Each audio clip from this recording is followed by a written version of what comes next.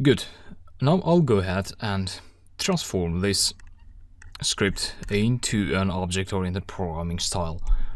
So in other words, I'll organize these functions in a more efficient way. And just to refresh your memory, what this script does, so we have a backend and front-end script, and the front-end, what it does is it constructs the graphical user interface, so you know that. And we have this books.db database file, and there are some data there, and you can search for entries, so for rows in the database, add new, and so on. And this frontend.py constructs the graphical user interface, and this backend is responsible for the database interaction. And so object-oriented programming is about encapsulating functions inside a class.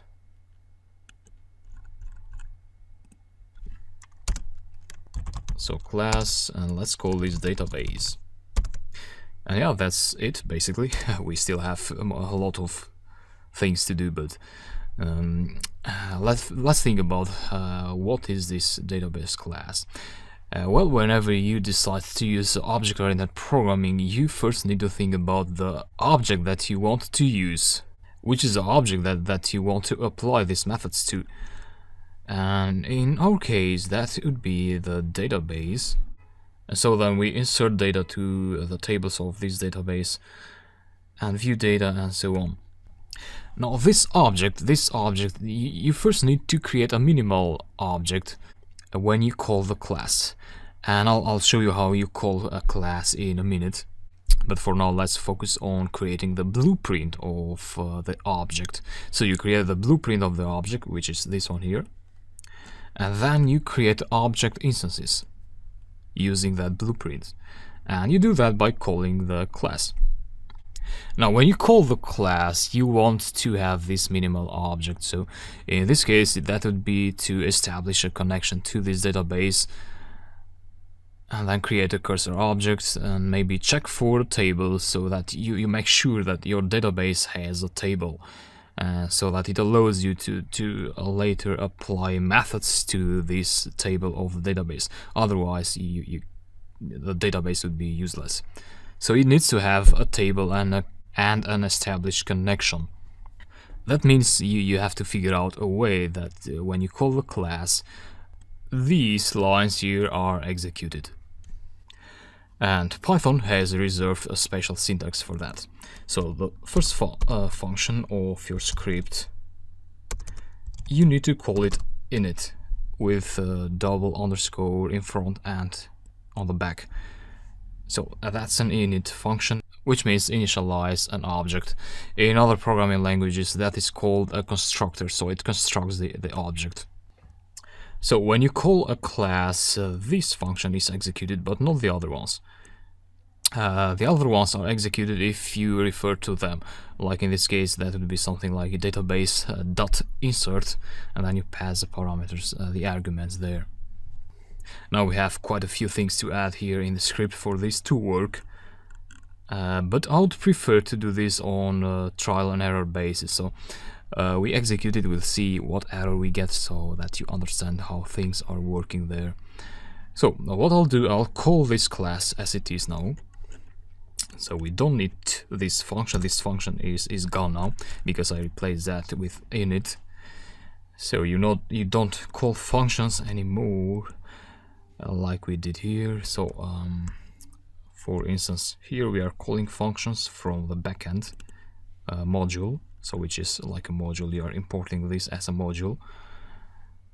And in this case now, what we do is from backend import database. So we import the database class from the backend script. So that makes available the database class for us, so the database blueprint. So this is just a blueprint. Now we need to create an object out of this blueprint. So let's call that object database. That would be equal to database, so the class. And for now, let's not pass any arguments there. And then we need to replace these references, so we don't do backend anymore, we do database.view. So we are referring to the view function of the database object, which is an instance of this class. Great. So I'll go ahead and replace these other ones with database. So backend, replace that, replace. Yeah, that's it. This is the script name, and it should be like that. Escape here. Great. Now I'll go ahead and execute that. So don't expect this to work, but we have to look closely to the error, trying to understand what it says. So traceback file frontend.py line 4 here. So init takes 0 positional arguments, but 1 was given. And what's happening here now is that when you call the class, this class will create an object instance and store it in this variable, and then it sends this object instance to this function. So let me split this on the right so that we have both the scripts in here, so the front end and the back end. So basically this database object instance is being sent to this init object, even though this is an empty bracket. So that's like a hidden syntax there. And to fix this, you need to perform a trick here.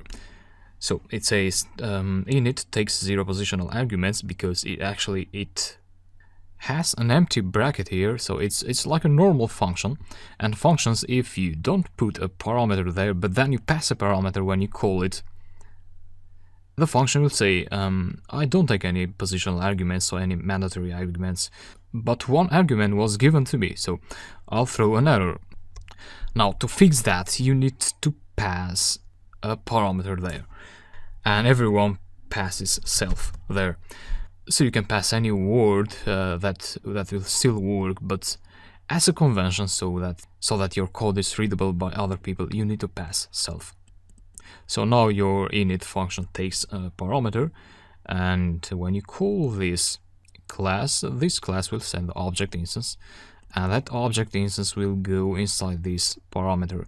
So this parameter will be replaced by the object instance argument. Great. If you still don't understand that, I'm sure you'll do so later as you write more classes. Good. Now I'll go ahead and save this and try out the script again.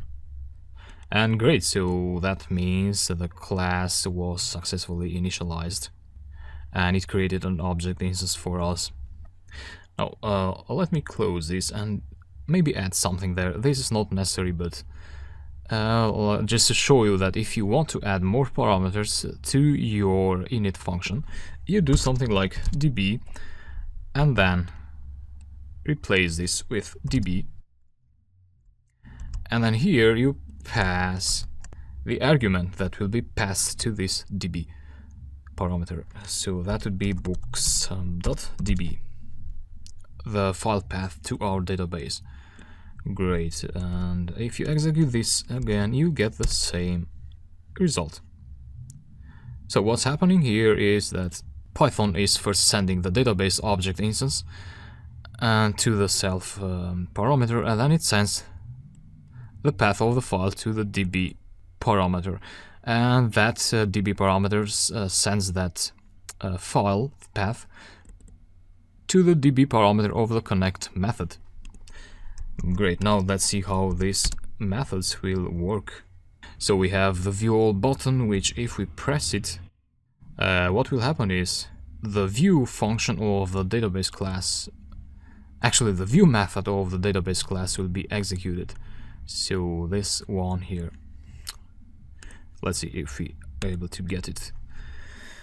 Well, an error. Let me close this. So it says view takes 0 positional arguments, but 1 was given.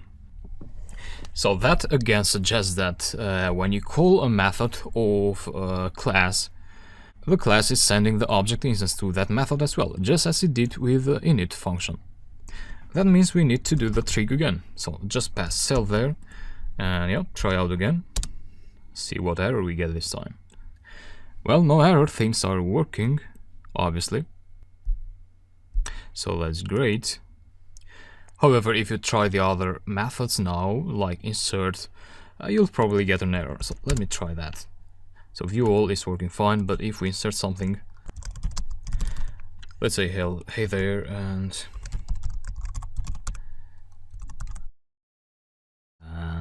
yep, add entry. So insert takes 4 positional arguments, but 5 were given. So insert, and these values are being passed to these parameters, but also we're passing the object instance. So let's go ahead and self there, and I'll do the same for search as well. Delete and update. And yeah, that's what we have. Looks good. And let's try out again. So view all and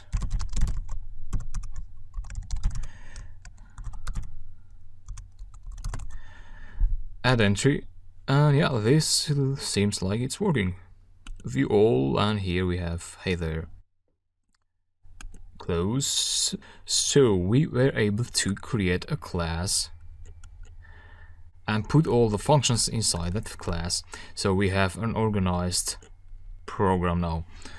And so that's object-oriented programming, but object-oriented programming is not simply about putting some functions inside a class. Object-oriented programming is about good design. So this script is not probably the best design that we can come up with. Why is that? Because we're not making use of the real advantages that we have by using classes. So what I mean is that here we are creating these methods, and in each method we're executing some close functions, and also creating a connection in each of the methods.